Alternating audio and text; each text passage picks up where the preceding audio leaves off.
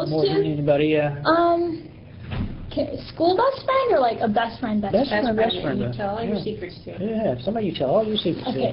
to. Probably there's a girl named Rokita Javangala. I call her Nikki, but she doesn't go to school, to my school, but she was a really close friend. What's her last name? Javangala,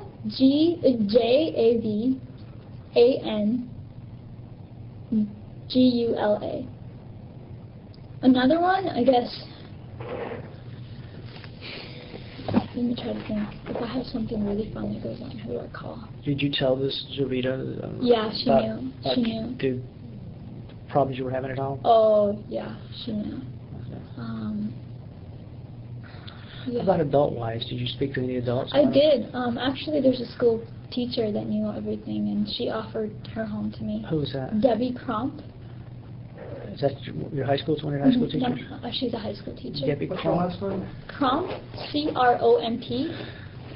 At what high school? New Albany High School. That was my high school. And she, after I started becoming very open in my school about my faith, people started to, identify me with Christian, and she confronted. She said, "I'm scared for you," and she said, I would talk to her all the time, and she was always in fear, and she was someone I confided in, and I told a lot of things to. And Did you tell her about the abuse?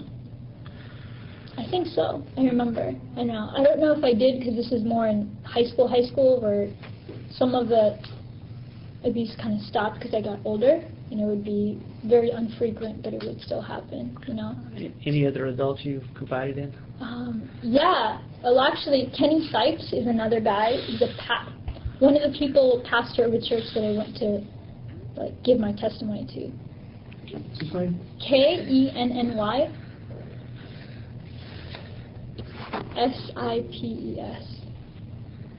Pastor? Yes. Which Do you remember the church? No, I don't. Jersey Baptist, actually. That's in Columbus? Yes, it is in Columbus. Another is Priscilla Wan. She knew. Okay, her. You had her name. Priscilla's in Columbus also? She is a traveler. She's probably in Jerusalem right now. Okay. That's where they reach her. We can find her on Facebook. Facebook. Can I just have a second? I just want to think. There's so many people. That's all right. I'll tell you what I'm going to do. You don't have to remember them all. Before I leave here, I'll give you my card. It's got my email address on it. Okay. You still got access to the internet, right? I do, but I have a fake email, though. Well, I don't send it to me. Okay. Can I interrupt for a second? Absolutely. I've got a couple of follow-up questions. Sure, go ahead, sir. On some things that we've already discussed, but I kind of want to, again, fill in some holes for me. Oh, yeah, definitely. You were talking about your dad and his religion and his being Muslim. Okay. How would you describe? I know you said devout. Okay. There are a lot of ways of being devout. Okay. In my opinion. Yeah. I grew up Catholic. Yeah. Okay. Definitely. And for many years, I was a very devout Catholic. Not so much anymore, okay? But I guess there are different levels. I think of being devout. That makes sense. When we talk about being devout, you can be devout and just go to church once a week. Yeah, totally. And that kind of thing. And other people who are very devout are in church 4, 5, 6 times a week. Okay? That's right. Describe for me your father's religious feelings, and you said he's devout. How devout? Is he fundamentalist? Is he I guess what I would call a middle of the road Muslim? Or let me tell you what he practiced. Sure. Okay. Every single day, 5 times a day, we have times where we pray.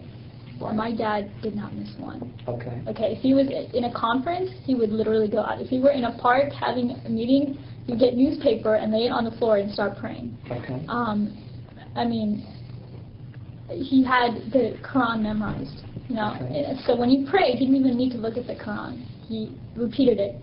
He had it memorized. There were people in Sri Lanka that they had affiliation with, like imams and prophets, of that sort that, you know, they kept ties to. So when I need devout, he will do anything for that religion, anything it asks. And very much so, they are very much based on reputation.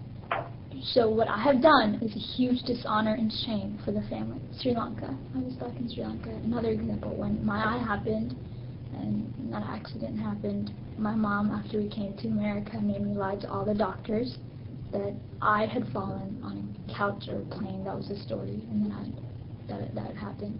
But the real story was my dad, he traveled a lot, you know, so he brought home toys, and he brought home a toy airplane. And my brother was playing with it. And I was looking this way at the clock, and I was turning, and I asked to play with it. It was totally accident. We were so young. He was about 8 or something at the time, and I asked for it, and he threw it at me, and it went into my eye. And I've been blinded ever since. And so, yeah, when that happened, because it was such a shame and honor, like dishonor if it was like from the family, you know, they had to keep it a secret. So that was the truth. And yeah, so there's a lot of covering for that. But yeah, sir, do you have any more questions for me? Yeah, a couple. Okay. Yeah.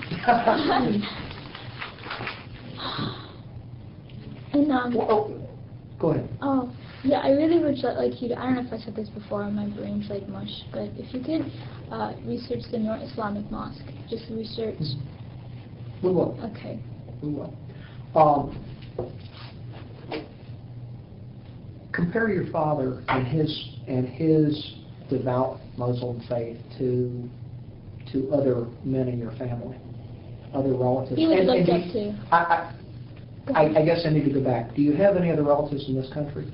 No. Like I said, we're the only ones. Like, I have no blood brothers, no blood cousins. All of them are back in Sri Lanka. Okay. Every single one. When was the last time you saw them? When I was 7. Okay, so you haven't seen any, you haven't been back to Sri Lanka? No. For visits, family visits? No. Okay. Has he ever gone to Hajj? Oh, no, I think so. Maybe he has. I think he has. I'm not sure. I haven't asked him that. Okay. So you don't know if he's gone to Hajj? Like, to Mecca? Yeah. No, I don't know. Okay. Yeah. Has he ever spoken about going to Hajj? Oh, yeah. That was one thing that my family really wanted to do. And we couldn't really travel, you know, because of our legal status here. I think my parents were waiting for all that to be sorted out so we could travel. And that was the first thing, too. My parents were like, you guys are going. And so we were waiting for all of that stuff to happen before we could leave to go to Hajj. Yeah. Have they talked about going to Hajj, though? I mean, yeah, I remember speaking with my parents about it, but not like deep discussions of when and where, because first we needed to, more than anything, my parents wanted to go back to Sri Lanka to visit family, because that's, you know, visit family and get some, yeah, all that. Then we would focus on going to Hajj. But yeah. So I interrupted you when I said something about comparing your father to other males in your extended family. Yeah, extended family. My dad was someone that was looked up to. He was, as you know, a very he was looked up to by other men, I guess, in that religion. So. And how about other members of the Noor Mosque? Loved him. He was highly respected too. Like, what? You know, my dad, it was the hard part about the thing about him working is the fact that he couldn't go to the mosque as much as he wanted because, you know, he was always traveling a lot. But whenever he was at home, or, you know, in the summer all the time he would go. So people know his name. People know his name. Okay. Does he miss mosque when he's home? I mean, does he always go to mosque when he's home? I mean, oh yeah, definitely. Oh my goodness, if he's home. The calling? Oh, excuse me? He doesn't miss the calling? Oh, no. Not at all? Not at all. And if he, you know, this is what he does. Like for Ramadan, for example, you know, you guys know what Ramadan is, I do. Right? Yeah, and we can't eat food from sunrise to sundown. And so my dad would have a hard time. Like, before you break the fast, so you have to have dates and water. If you don't, basically, it means nothing. So where do you get dates? You know what I mean? So that is the thing. So my dad would drive the extra mile, try to get the dates, and if he's at a conference somewhere, he would literally leave and go to park somewhere and put newspaper or go to a hotel room or whatever it is to pray. so he would not miss it. And yeah. Another couple of questions for you, if you don't mind. Mm-hmm. Okay. David, is that all right? No, yeah. Got it? Okay. Did you ever have any, now you mentioned your eye and the accident with your eye back in Iraq. Yeah. Did you ever have any kind of medical treatment for any of the physical abuse you spoke about with your dad? No. Did you ever have to go to the doctor were children's services or anybody called for you in Ohio, due to any things that your dad...